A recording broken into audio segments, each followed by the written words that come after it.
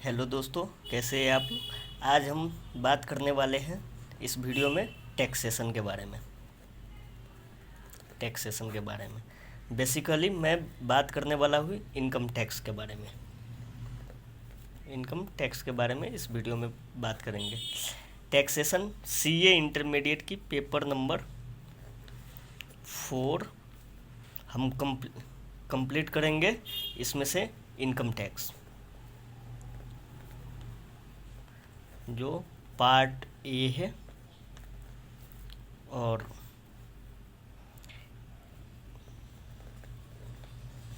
Indirect tax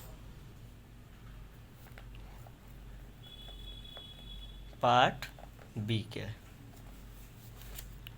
तो हम इस वीडियो में बात करने वाले हैं इनकम टैक्स के बारे में। इस वीडियो में हम बात करने वाले हैं इनकम टैक्स के बारे में। इनकम टैक्स में सबसे पहले हम जानेंगे कि इनकम टैक्स आया कब, यानी कि इनकम टैक्स कब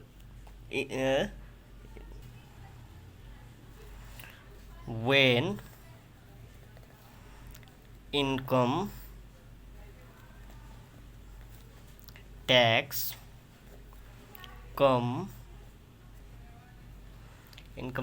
come into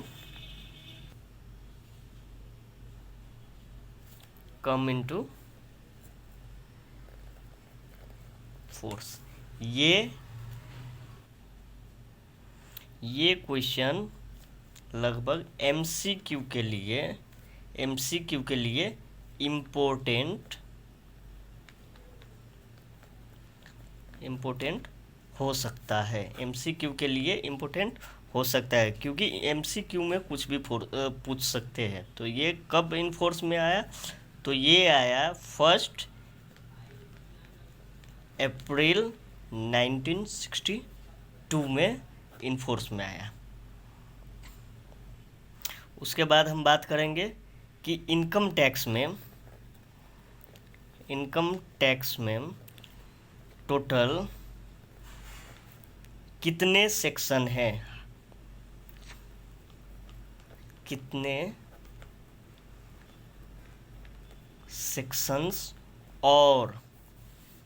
सेक्शन और शेड्यूल, सॉरी और के जगह पे एंड कितने शेड्यूल है।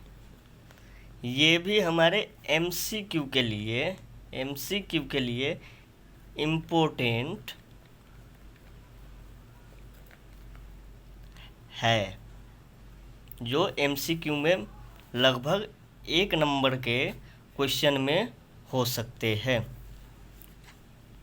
तो कितने सेक्शन हैं, तो सेक्शन 1 से लेके 1 to 298 सेक्शन है इनकम टैक्स एक्ट में।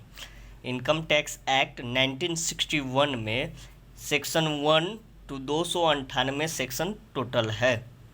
एंड शेड्यूल 1 to 14 यानी कि टोटल 14 शेड्यूल है और सेक्शन 1 से लेके 298 सेक्शन है इनकम टैक्स एक्ट में। हम इस वीडियो में बात करने वाले हैं basic concept of income tax act, जो बेसिक चीज़ें होंगी इनकम टैक्स के शुरुआत में, जो हमको इनकम टैक्स के बारे में समझने में हेल्प करेंगे। ठीक है दोस्तों, तो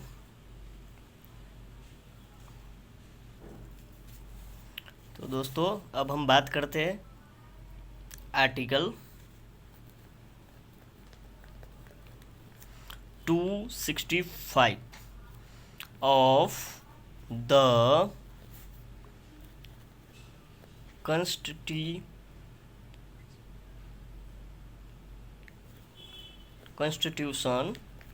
of India।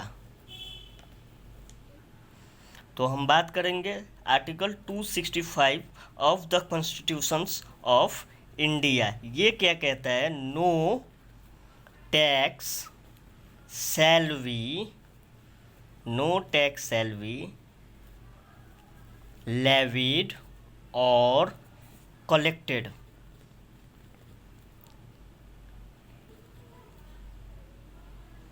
no tax shall be levied or collected sorry दोस्तों except by the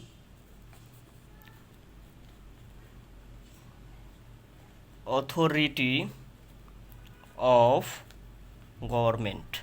No tax shall be levied or collected except by the authority of government. ये आर्टिकल 265 हमको कहते हैं। ये भी एमसीक्यू के पॉइंट ऑफ व्यू से important हो सकता है 1 नंबर के लिए। ठीक है, अब हम बात करेंगे 7th शेड्यूल ऑफ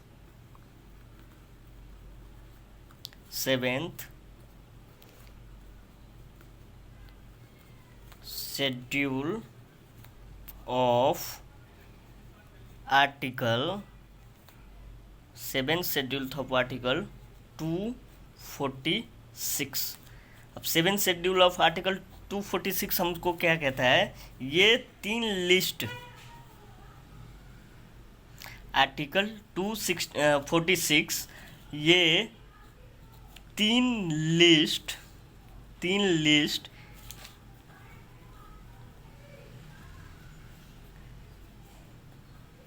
इनुमरेट करता है। उसमें पहला है union list,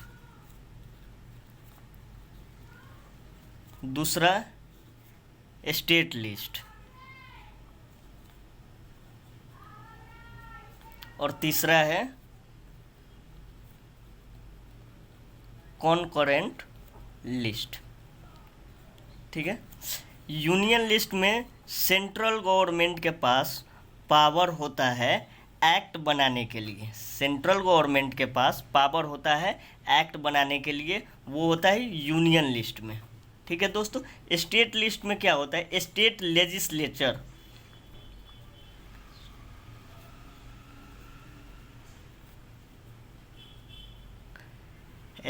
legislature has power to make law. State legislature के पास पावर होता है लॉ बनाने की। वो होता है हमारा स्टेट लिस्ट आर्टिकल, वो होता है हमारा state list article 246 of the constitution of India. ये तीनों लिस्ट को बताया गया है कॉन्स्टिट्यूशन 246 में। ठीक है, अब कंकरेंट लिस्ट के बारे में, इसमें क्या होता है? Central government CG and SG has power to make law. ठीक है,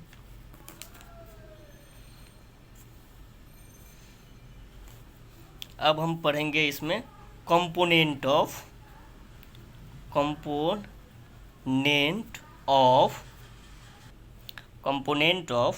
इनकम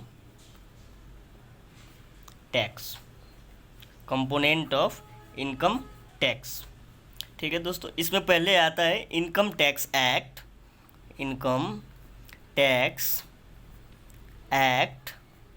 1961। इसमें component of income tax act में पहले आता है, ये भी इम्पोर्टेंट क्वेश्चन बन सकता है CA इंटरमीडिएट में 5 नंबर का या 4 नंबर का क्वेश्चन ये बन सकता है, जो बेसिक कंसेप्ट से आता है दोस्तों। ठीक है, तो इनकम टैक्स एक्ट 1961 में हम क्या होता है? Govern the levy of income tax in India. Govern the levy of income tax in India. दूसरे नंबर में income tax rule income tax rule 1962। अब इनकम टैक्स ये पहला हो गया component of income tax act 1961, ठीक है। दूसरा में इनकम टैक्स रूल 1962। अब ये क्या कहता है, formulate for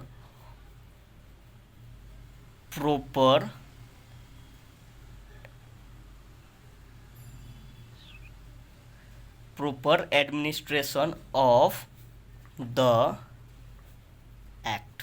formulate the proper administration of the act, यानी कि जो पहला वाला हमारा कंपोनेंट है इनकम टैक्स एक्ट 1961, वो क्या करता है, वो govern the levy of income tax in India, यानी कि इनकम टैक्स कैसे भारत में कैसे भारत में गवर्न किया जाए कि इनकम टैक्स कैसे लगेगा। दूसरा है इनकम टैक्स रूल 1962, वो फॉर्मुलेट करता है प्रॉपर एडमिनिस्ट्रेशन इस एक्ट का, ठीक है दोस्तों।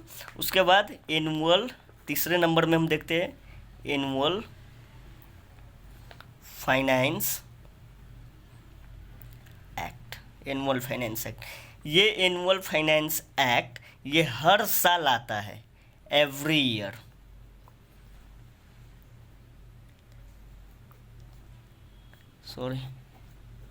every year announced by the finance minister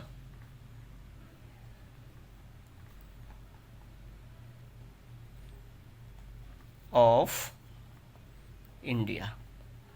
ये एवरी ईयर आता है, जो फाइनेंस एक्ट जो हमारे भारत के वित्त मंत्री द्वारा हमारे पार्लियामेंट में इसको पेश किया जाता है। ये कंपोनेंट है आपका इनकम टैक्स एक्ट का, कि कहाँ कहाँ से कौन कौन जगह से इनकम टैक्स का रूल लग सके पूरे भारत में।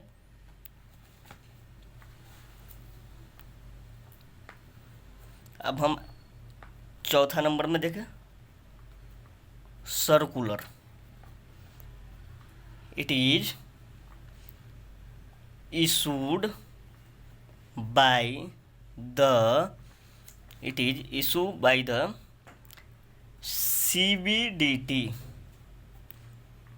CBDT जो इशू करता है, उसको लगता है कुछ चेंजेज आया है या कुछ है एक्ट में जो बदलाव करने की ज़रूरत है, वो CBDT अपने पावर पे लाता है, वो होता है सर्कुलर। ये भी हमारा कंपोनेंट है इनकम टैक्स एक्ट का, ठीक है दोस्तों। अब हम आगे चलते हैं, notification.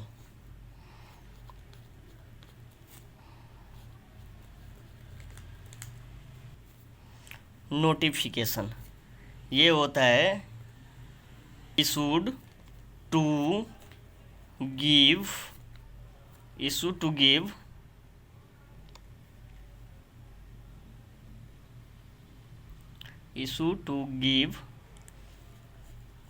effect to the provision of the act। और हमारा लास्ट कंपोनेंट है छठे नंबर में कोर्ट डिसीजन।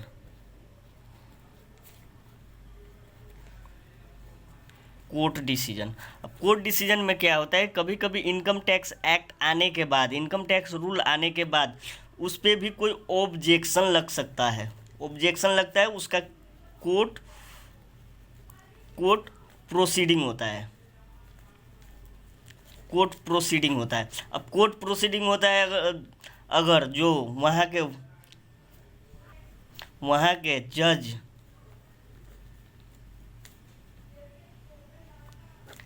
के जज जो इंटरप्रिटेशन करता है, इंटरप्रिटेशन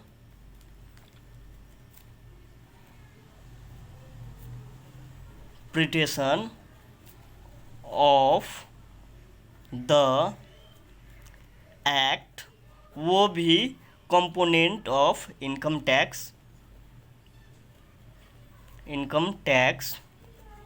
होता है, वो भी हमारे लॉ के हिस्सा बन जाता है, वो भी हमारे लॉ के जो प्रोविज़न होता है वो according to income tax act ही होता है। ठीक है दोस्तों, तो इस वीडियो में हम इतना ही बात करते हैं। इसके बाद हम आगे बात करेंगे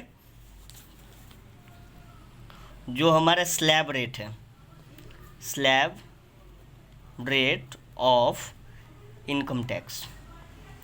अगले वीडियो में हम बात करेंगे slab rate of income tax. ठीक है दोस्तों, ये वीडियो थोड़ा लंबा हो जाएगा, इसलिए इसको अगले वीडियो में हम बात करेंगे और इसके बारे में पूरा डिस्कशन करेंगे। ठीक है, और कोई भी डाउट हो, कोई भी कुछ हो तो कमेंट करके ज़रूर पूछिएगा इस वीडियो में, हम उस पर अलग से वीडियो बनाएंगे आगे। धन्यवाद।